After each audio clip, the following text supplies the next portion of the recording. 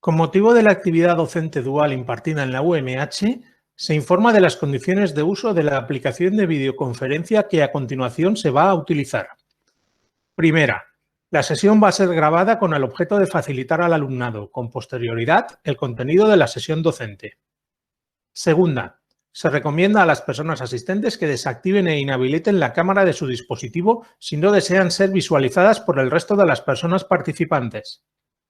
Tercera, queda prohibida la captación o grabación de la sesión, así como su reproducción o difusión, en todo o en parte, sea cual sea el medio o dispositivo utilizado. Cualquier actuación indebida comportará una vulneración de la normativa vigente, pudiendo derivarse las pertinentes responsabilidades legales. Dice, se desea evaluar el riesgo de exposición a una sustancia que denominaremos sustancia química A. La sustancia química A tiene un uso muy localizado en una planta industrial cercana a un núcleo de población relativamente importante de 1.500.000 habitantes. Disponemos de los datos que se describen a continuación. Datos de exposición. Bueno, nos dan datos de exposición en dos diferentes escenarios de exposición. Además, se ha detectado que la planta libera la sustancia química A en forma gaseosa y, como consecuencia de ello, los habitantes de la población vecina están expuestos de manera crónica a una concentración promedio de 7 por 10 elevado a menos 8 miligramos por metro cúbico. Los habitantes de la población vecina no tienen exposición por vía técnica. Medio ambiente. Pues hay unos datos de PEC para agua y para suelo. Datos de toxicidad. 3 estudios de toxicidad en 3 diferentes especies, pues con diferentes resultados. ¿Vale? Dosis letal 50. Dice, además, también se sabe que la sustancia A es carcinógena por mecanismos genotóxicos tras exposición por vía inhalatoria, pero no por vía técnica.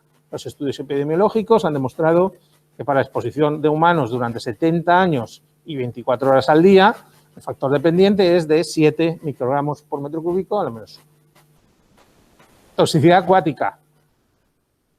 Ahí tenemos los datos. Organismos habitantes del suelo. Ahí tenemos los datos. Responder a unas preguntas, ¿no? Vamos a tratar de verlas. ¿Cuáles son NOAEL y LOAEL de los diferentes estudios de toxicidad con animales? Pues ahí los tenemos. Si vamos aquí, tenemos aquí en la primera especie. ¿Cuál sería el NOAEL? No podemos saberlo, porque 0 no es una dosis, es el control, eso no. El LOAEL sería 150. En la especie 2, pues ocurre lo mismo, ¿no? NOAEL no podemos saberlo, LOAEL 75. Y en la especie 3, NOAEL 50, LOAEL 150. Por lo tanto, podemos construir esta tablita como la que tenemos aquí. ¿Vale?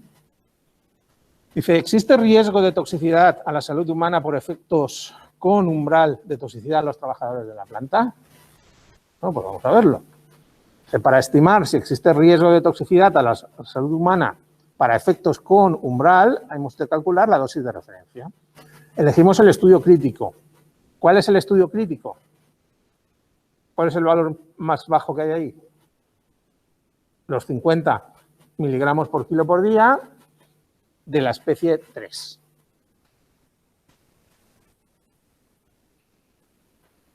Como además es un estudio subcrónico y queremos ver toxicidad crónica, el factor de seguridad será 200. El 100 habitual, 10 más 10, pero un factor adicional de 2 para extrapolar el efecto subcrónico a crónico.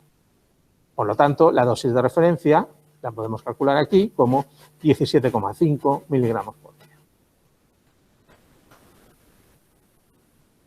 Y el riesgo, ¿cómo lo podemos calcular? Bueno, pues como siempre, la exposición 1,5 miligramos por kilo por día, lo multiplicamos por 70 para saber la exposición en miligramos por día y hacemos el cociente entre la dosis de referencia y la exposición.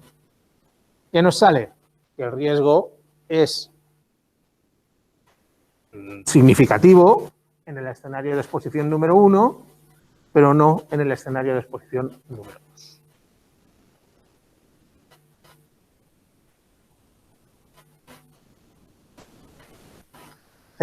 ¿Existe riesgo de toxicidad a la salud humana para efectos con umbral de toxicidad en los habitantes de la población vecina? Bueno, obviamente no, porque ya te dice que los habitantes de la población vecina no tienen exposición por vía dérmica, con lo cual no hay. ¿Cuál es el riesgo de carcinogenicidad para los trabajadores de la planta? Pues dice que no existe riesgo de carcinogenicidad porque los trabajadores de la planta no están expuestos por vía oral, el riesgo es cero.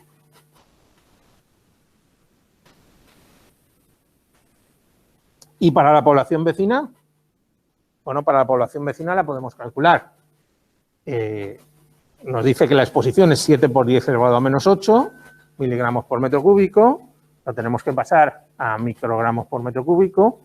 Tenemos el factor dependiente. Hay que fijarse el factor dependiente dónde o cómo está obtenido. En el problema anterior que hemos visto al final de la primera sesión, era un factor dependiente obtenido para el medio laboral y lo queríamos extrapolar a la exposición crónica no laboral. En este caso no es necesario hacer de ahí que en el otro caso tuviéramos que poner factores de corrección.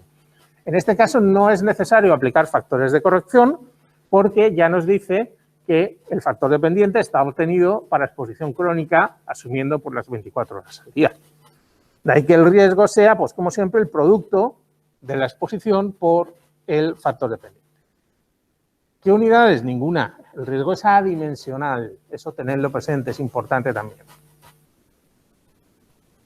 Dice, si los habitantes de la población vecina vivieran ininterrumpidamente en la población durante 70 años, ¿cuántos casos serían esperables? ¿Cómo hemos dicho que se calculaba los casos? Pues como el producto del riesgo por el número de expuestos, de personas expuestas. Pues el riesgo lo tenemos calculado aquí. Multiplicado por el 1,5 millones de personas, da 73,5. Por lo tanto, en las condiciones descritas son esperables entre 73 y 74 casos durante 70 años. Es decir, prácticamente un caso al año, de promedio.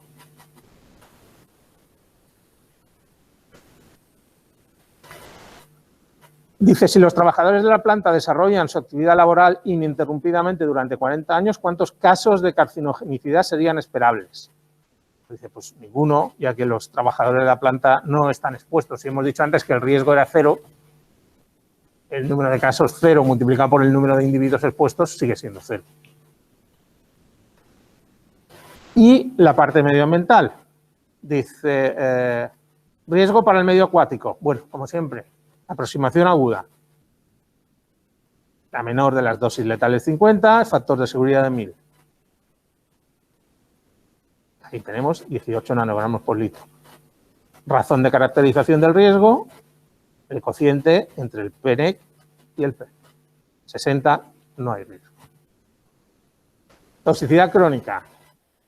Pues lo mismo.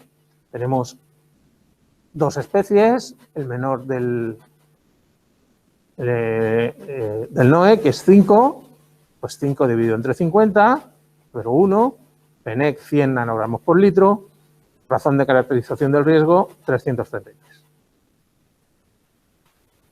¿De acuerdo? Por lo tanto, en ambos casos, la razón de caracterización del riesgo es claramente superior a 1. No existen riesgos significativos de efectos adversos sobre el compartimento.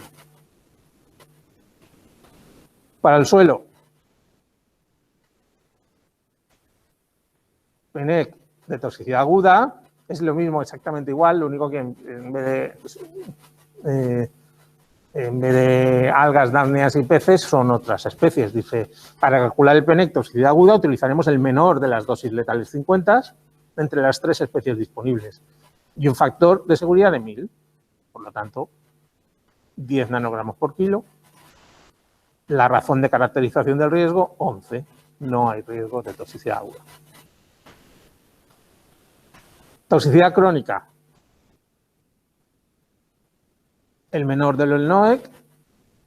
Hay 2 especies, por lo tanto, factor de seguridad 50, 20 nanogramos por kilo de PNEC, el cociente 22.